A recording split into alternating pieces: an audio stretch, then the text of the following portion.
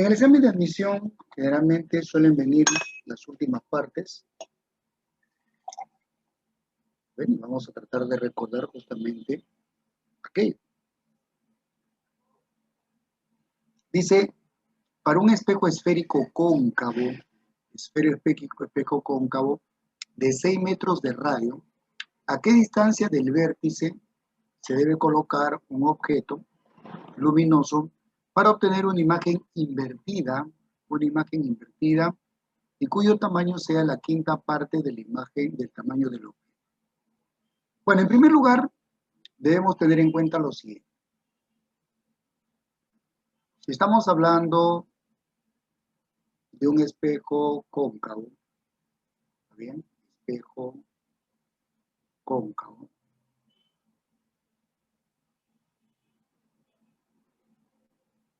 Entonces, como yo tengo el radio de curvatura, la distancia focal, recordemos que es la mitad del radio de curvatura. Como es cóncavo, es positivo. Ahora, el problema nos dice también de que la imagen resulta ser una imagen invertida.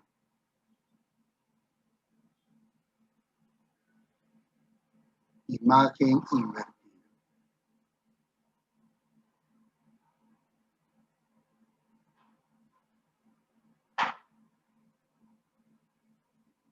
Muy bien. Y si la imagen es invertida, entonces estamos hablando de que es una imagen real. Dirá, ¿qué tiene que ver esto con que la imagen sea invertida y qué nos va a dar con información que la imagen es real? Bueno, en primer lugar, debemos recordar que cuando yo tengo la relación de tamaños del objeto y la imagen, esa misma proporción o relación se cumple con las distancias imagen y objeto. Por lo tanto, si yo voy a obtener una imagen que equivale a la quinta parte del tamaño del objeto, eso significa entonces que yo voy a tener acá I, que viene a ser la distancia imagen, y voy a tener acá O, que es la distancia objeto. Entonces, ¿qué se cumple? Que si la imagen es de tamaño, la quinta parte del tamaño del objeto, significa que la distancia imagen, o sea, la ubicación de la imagen, resulta ser la quinta parte de la distancia objeto. Entonces, por lo tanto, si acá yo tengo 5x, acá yo voy a tener x. Pero como la imagen es real, entonces acá sería imagen, distancia imagen positiva. Muy bien, con esta información entonces podemos nosotros utilizar la ecuación de Descartes. ¿Qué nos dice esta ecuación? Nos dice de que 1 entre f debe ser igual a 1 entre i más 1 entre o.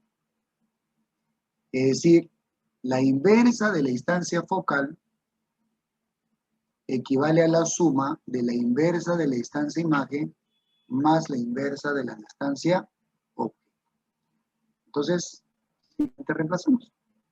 Vamos a tener entonces 1/3 igual a 1 entre x más 1 entre 3x.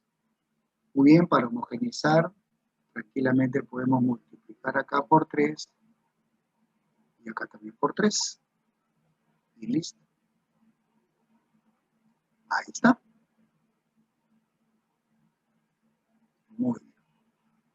Entonces, justamente a mí lo que me están pidiendo es encontrar la distancia, en este caso, a qué distancia debe colocar el objeto. O sea, me están pidiendo la distancia objeto, que sería en este caso, a ver, la quinta parte. Acá sería, perdón, 5.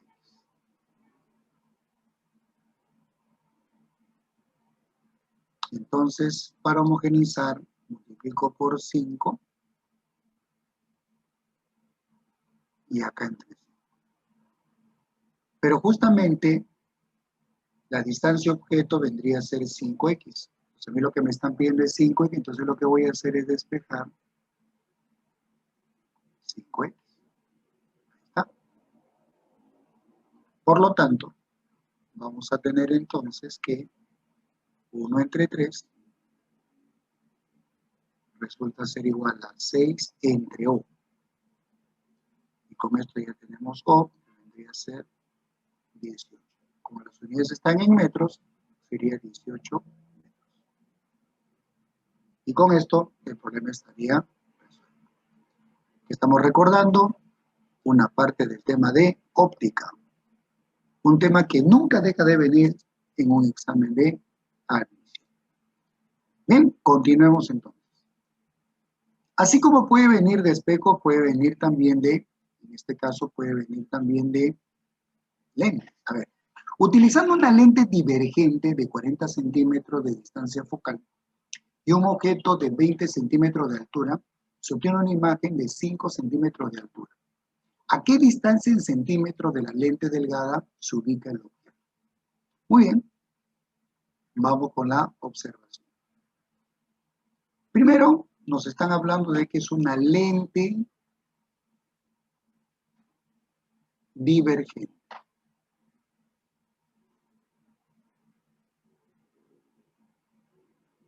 Bueno, si hablamos de una lente divergente, mucho cuidado, la distancia focal, que es como dato, sería negativa. Menos 40 centímetros. Ahora, por otro lado, me están dando cierta información. Me están diciendo que el tamaño del objeto, ¿correcto? O la altura del objeto, resulta ser 20 centímetros. Y el tamaño de la imagen obtenida resulta ser 5 centímetros. Recordemos que en el caso de una lente divergente, al igual que un espejo convexo, nos genera un solo tipo de imagen, que es invertida, perdón, es una imagen virtual, derecha y de menor tamaño. Entonces, mira, prácticamente tenemos ya una información muy importante. Recordemos que la relación de tamaños equivale a la relación de distancia. Por lo tanto, yo voy a tener acá O, I, que son las distancias objeto y la distancia imagen. Pero guardan la misma proporción. Si se dan cuenta, el tamaño del objeto es el cuádruplo del tamaño de la imagen. Entonces, si acá la distancia imagen yo la llamo X, acá va a ser 4X. Pero no olvidemos algo muy importante. Cuando yo trabajo con una lente divergente, se genera un tipo de imagen que es virtual. Y si la imagen es virtual, eso significa que la distancia imagen es negativa. Entonces, ¿qué aplicamos? La ecuación de Descartes. Empezamos por acá entonces. La misma ecuación que hemos estado nosotros usando. 1 entre F es igual a 1 entre I más 1 entre O. La inversa de la distancia focal es igual a la suma de la inversa de la distancia imagen más la inversa de la distancia objeto. Como ya tenemos la relación, entonces simplemente reemplazamos. A ver, tenemos entonces 1 entre 40 que sería menos 1 entre 40 menos 1 entre 40.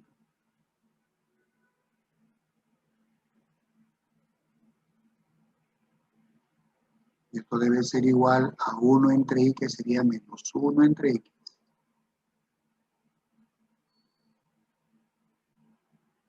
Más 1 entre 4X.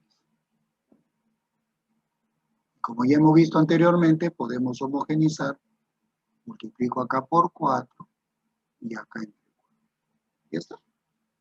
Para poder encontrar más rápido la respuesta. Ahí está. Y justamente, nuevamente lo que me están pidiendo es a qué distancia se ubica el objeto. O sea, me están pidiendo 4X. Entonces, justamente, acá tenemos 4X. Pues ya no necesitamos encontrar X, ¿no? Sino de frente 4X. Por lo tanto, vamos a tener que menos 1 sobre 40 debe ser igual a menos 3 entre O, porque justamente 4x es O. Y con esto calculamos, ¿no? Que vendría a ser 120. Y como los 10 centímetros sería 120 centímetros.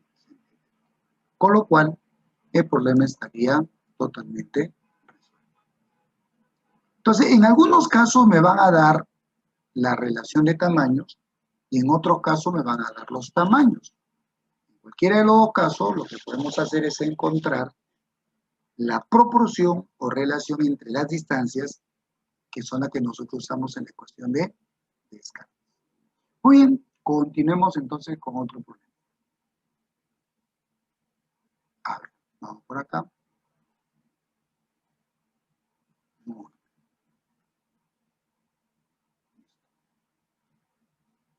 Muy bien, vamos a ver entonces. Dice, ¿todo bien hasta ahí? Jóvenes, ¿todo bien hasta ahí? ¿Alguna pregunta hasta ahí? ¿Todo claro?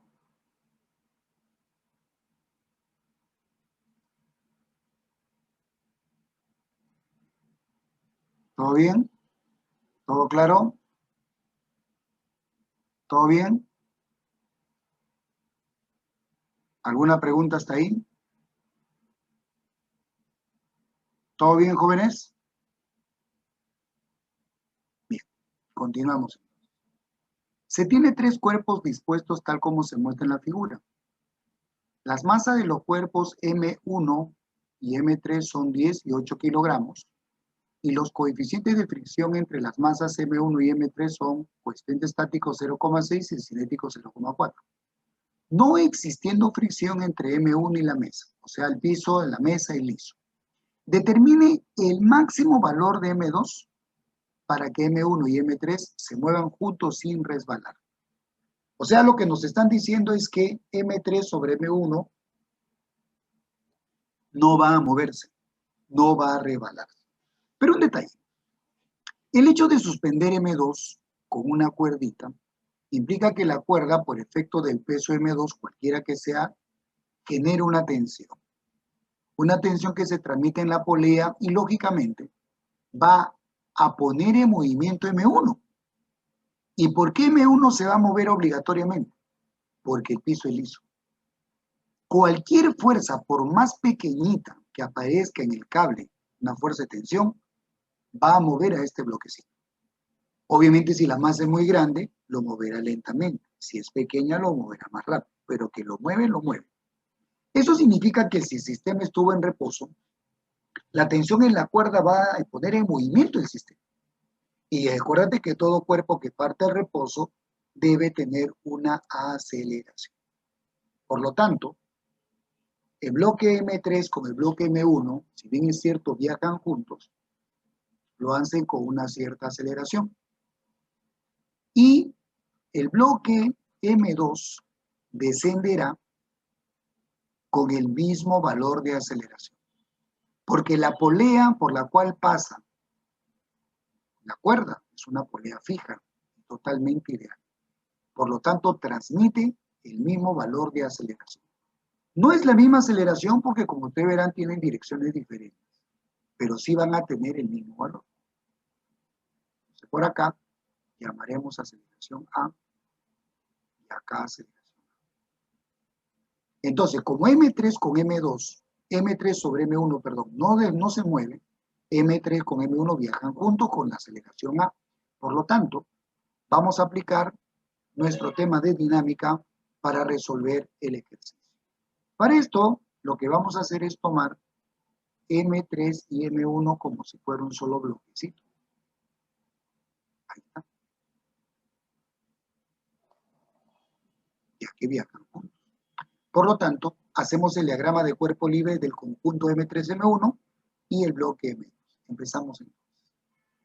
Muy bien. El diagrama de cuerpo libre sería el siguiente. Tenemos acá el peso total de los dos, la normal y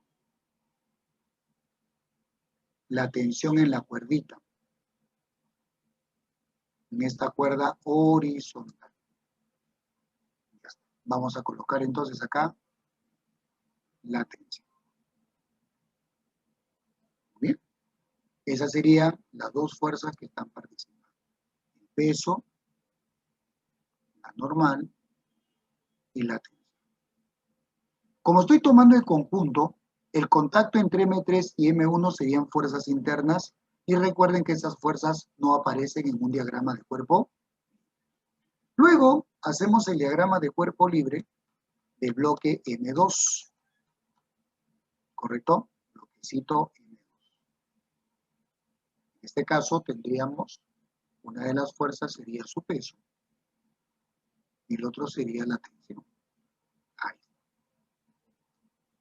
Acá tengo el peso y acá tengo la tensión. Bueno, vamos a ver por acá. Vamos a colocar la siguiente información. Como M1 y M2, sus masas son 10 y 8, su masa total sería 18, entonces su peso sería 18G. 18. Vamos a poner 18G y al final reemplazamos G.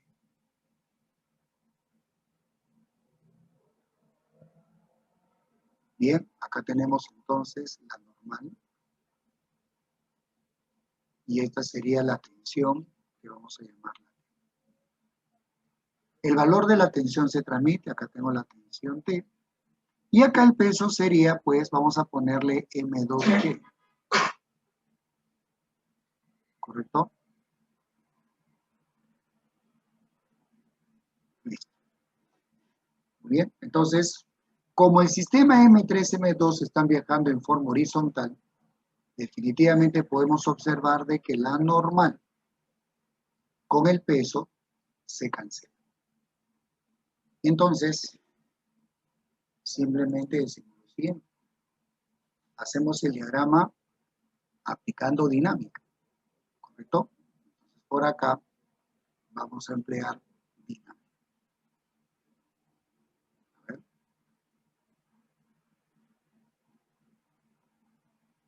Empleamos dinámica.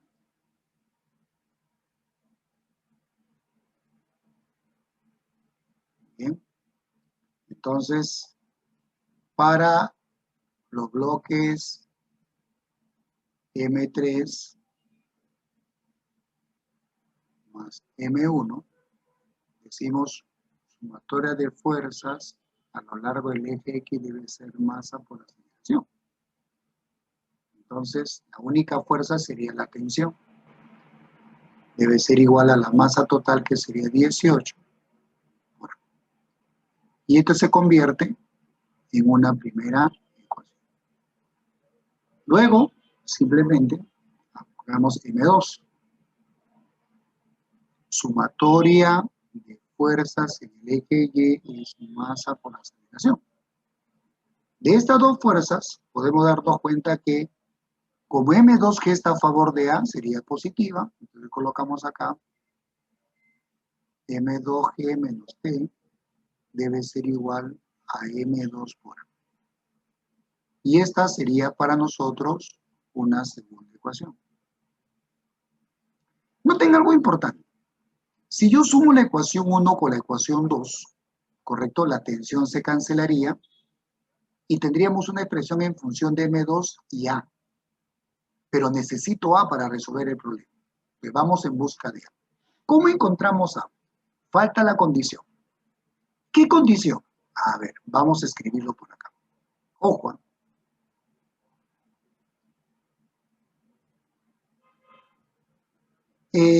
Nos piden calcular, ojo, hallar, nos piden hallar M2 máximo, ¿correcto? Para que M3 no resbale sobre M1.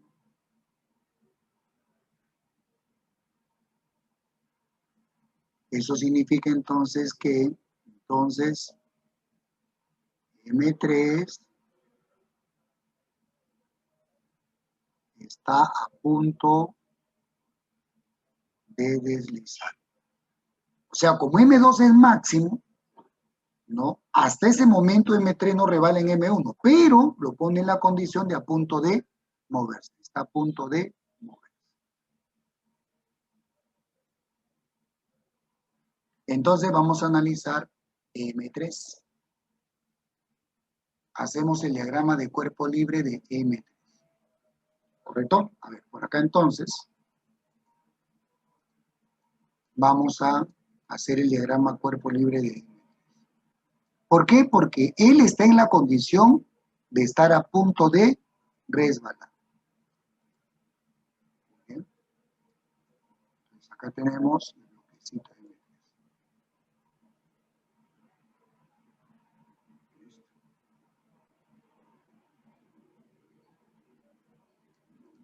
Ahí está. Y ponerle un colorcito.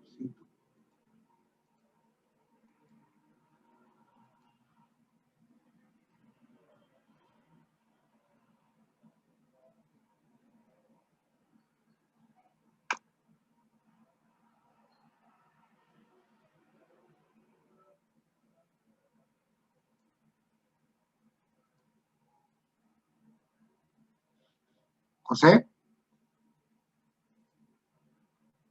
¿aló José?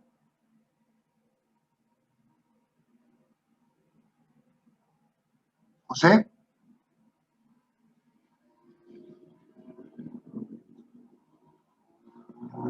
¿aló José? José,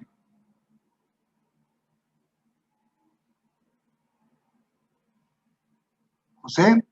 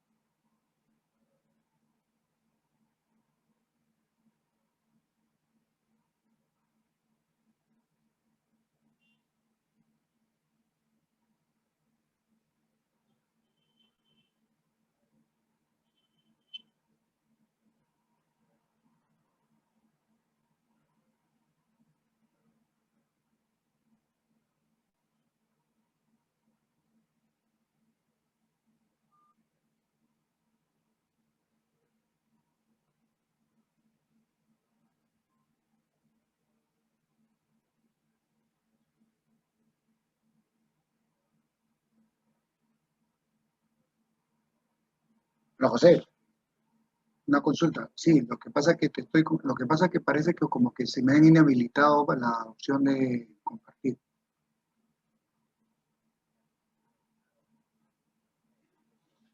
Sí, sí, sí, lo que pasa es que en un momento no sé, pero como no puedo entrar porque dice que acá el anfitrión inhabilitó la función de compartir. De un momento a otro pasa.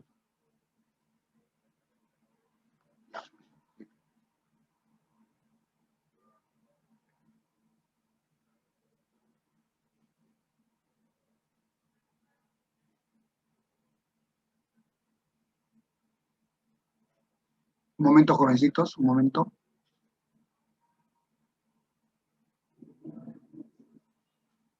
Ocho.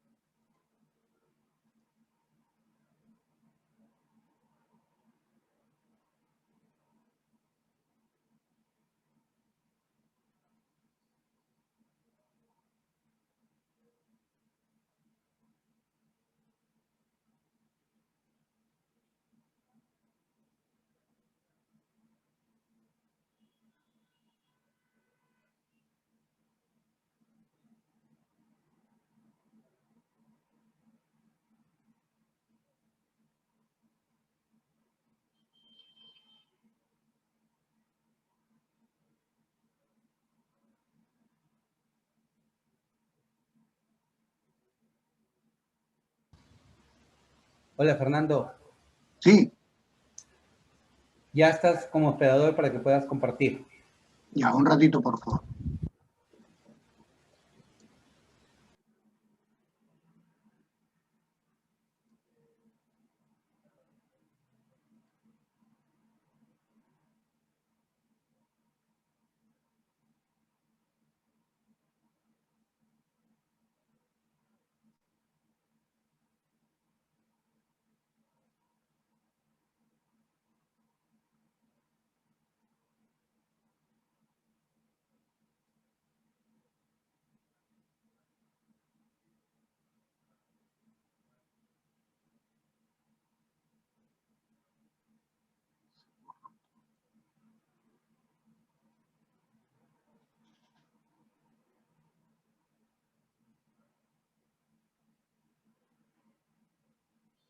Ya,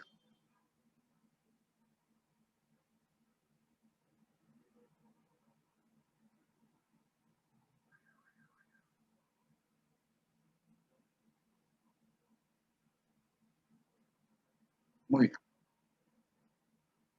Bueno, a ver, vamos a continuar entonces. Bueno, en primer lugar, bueno, por algún motivo, a la hora que se descuadró el hecho de compartir, se ha borrado la solución. Rápidamente, entonces vamos a plantearte las ecuaciones. Como lógicamente M3 sobre M1 no va a resbalar, entonces M3 con M1 viajan juntos. Entonces, como dijimos, vamos a tomar el conjunto como uno solo. ¿Está? Listo. Esa es la condición. Por lo tanto, dijimos que la aceleración que van a tener los dos es la misma. Y de hecho, debido a la tensión en la cuerda y debido a que el piso de la mesa en este caso, la superficie de la mesa es lisa, definitivamente pues el bloque M1 va a resbalar obligatoriamente. De hecho, las partes del sistema van a viajar con el mismo valor de aceleración, como le dije, debido a que la polea es fija, ¿no? Es una polea ideal, lisa y fija. Por lo tanto, acá vamos a tener la aceleración A y acá vamos a tener la aceleración. Y bueno, como dijimos, hacemos el diagrama de cuerpo libre de cada una de las partes del sistema. En este caso tenemos el peso de estos dos y el total, la normal y la tensión. Y como dijimos, la interacción entre ellos no forma parte del problema, ya que estoy tomando los dos como uno solo.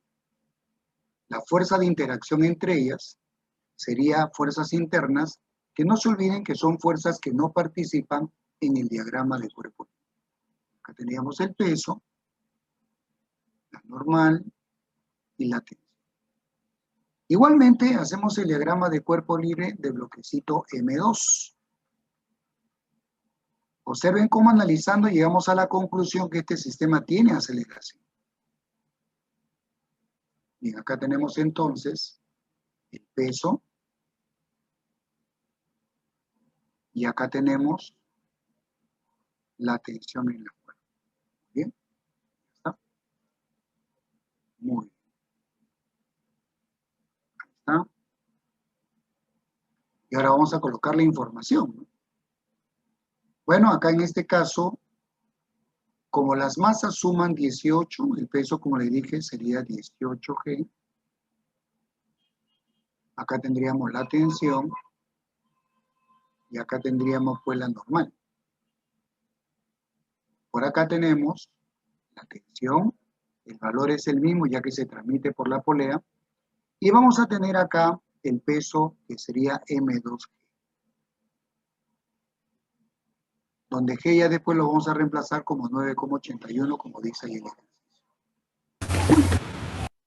Debido a que el sistema M3 y M2 están viajando en forma horizontal, entonces definitivamente la normal con el peso 18G se cancela. Y solamente tendríamos fuerzas a lo largo del eje horizontal, que sería en este caso el eje X.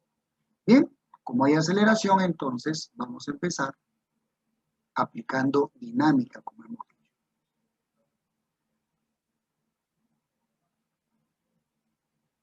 Dinámica.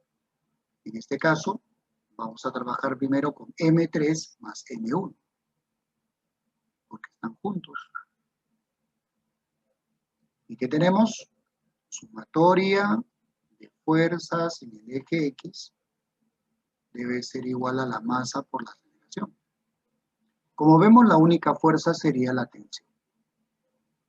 Entonces, la tensión sería igual a 18 por A, lo cual se convierte en la primera ecuación.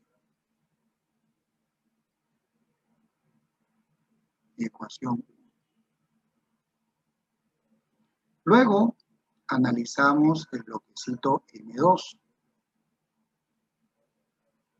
Y como está viajando en forma vertical, decimos sumatoria de fuerzas en el eje Y debe ser masa por aceleración.